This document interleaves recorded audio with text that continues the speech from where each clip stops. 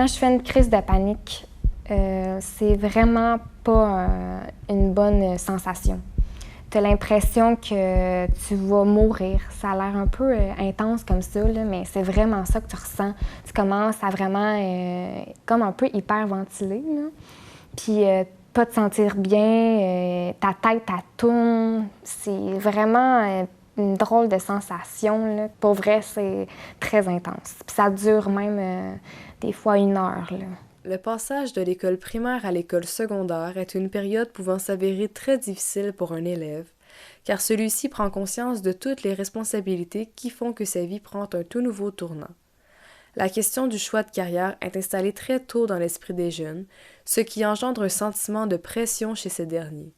Les travaux évalués et les examens deviennent alors des sources de préoccupation, car ils représentent la seule possibilité pour l'élève d'avoir des bonnes notes et d'ainsi pouvoir espérer avoir un bel avenir. Le stress, c'est effectivement le mot du siècle en ce moment. Là. Ce qui se passe dans les dernières décennies, là. Moi, ça fait plusieurs années que je vois, là, dans les dernières années, qu'il y a beaucoup d'étudiants qui vivent des stress énormes. Puis je trouve ça incroyable. Là. Le sentiment de devoir être bon, c'est spécial que les élèves ressentent ça parce que, dans le fond, les exigences, quand on regarde le ministère, ce qu'on a comme demande ministérielle, ce sont les mêmes depuis le début de la nouvelle réforme. Donc, des fois, j'observe des anciens manuels de français puis je me rends compte que ce que j'enseigne aujourd'hui, c'est sensiblement la même chose, sauf que je l'enseigne différemment. Donc, au niveau des exigences, elles sont les mêmes. Mais est-ce que l'élève le perçoit de la même façon? Je pense que c'est le sens de l'effort qui est différent. Les élèves, c'est plus aujourd'hui, ont tout dans l'instantané. Donc, avec les iPads, les iPods, ils ont toujours la réponse rapidement. Tandis qu'à l'école, des fois, tu es en train de lire un roman, tu comprends pas nécessairement ce qu'il y a à l'intérieur de ton roman. Tu voudrais comprendre tout de suite. Donc, il y a un stress qui se génère, il y a de l'anxiété qui arrive avec ça. Puis, les élèves ont beaucoup d'anxiété de performance aussi. Donc, moi, je trouve que le stress scolaire, c'est relié pas mal plus aujourd'hui à l'anxiété de performance. Aujourd'hui, la pression, elle est... Moi, j'ai des jeunes enfants et la pression, elle est déjà là, très jeune, faut que j'aille tout bon. Moi, je disais à mes enfants, c'est quoi cette histoire-là? Il faut que tu ailles tout bon. Là. Papa te demande pas ça, maman te demande pas ça. Pourquoi que tu as cette vision-là de faut que ça soit tout bon? Ah ben parce que c'est comme ça que c'est, puis fait que même mes enfants ne sont même pas en mesure de m'expliquer pourquoi ils ont cette pression-là. Pour moi, la note acceptable, je te dirais que ça tourne dans 80. Sinon, en bas de 80, ça commence à être pas très bon. Parce que, je sais pas, on dirait que, tu sais, moi, je suis une personne très persévérante dans la vie, puis je veux vraiment performer. Puis on dirait que ça me dit...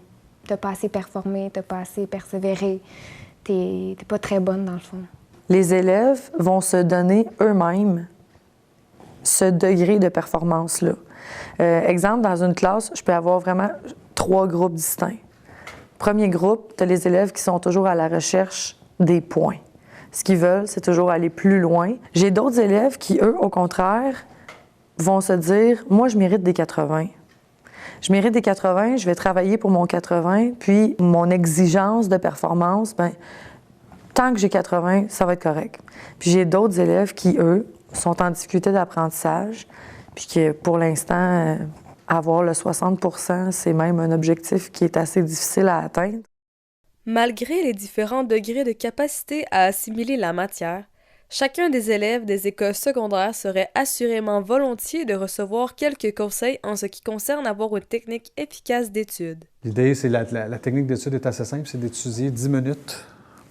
10 minutes une matière, puis après ça, tu prends une pause mentale pendant 5 minutes. Donc, 10 minutes français, 5 minutes une pause, puis après ça, tu vas faire un autre 10 minutes, mais pas avec du français.